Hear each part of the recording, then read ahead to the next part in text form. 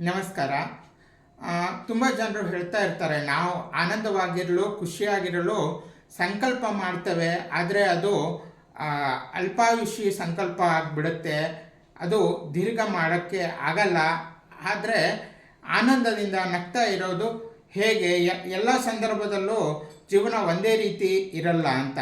ಅದಕ್ಕೆ ಉತ್ತರ ನಗಬೇಕು. ಜೀವನದಲ್ಲಿ ಖುಷಿಗೆ ನಗಲೇಬೇಕು. ವಿಷಾದಕ್ಕೂ ನಕ್ಕು ಸುಮ್ಮನಾಗಬೇಕು. ಬೇಸರವಾದಾಗ ಜಾಸ್ತಿ ನಗಬೇಕು. ಸಣ್ಣತನಗಳ ವಿರುದ್ಧ ಹೋರಾಡುವ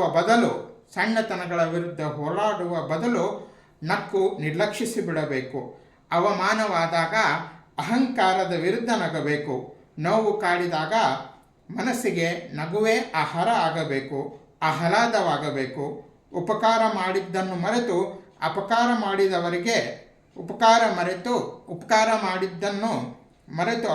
ಮಾಡಿದವರಿಗೆ ನಕ್ಕು ಕ್ಷಮಿಸಿ ಬಿಡಬೇಕು. ಜೀವನದ ಸಣ್ಣ ಸಣ್ಣ ಬೆರಗುಗಳಿಗೂ ನಕ್ಕು ಹಗುರಾಗಬೇಕು. ಏನೇ ಇರಲಿ, ನೆಮ್ಮದಿಯ ಬದುಕಿಗಾಗಿ ನಗ್ತಾ ನಗುವನ್ನೇ ಆಸ್ತಿ ಮಾಡಿಕೊಳ್ಳಬೇಕು.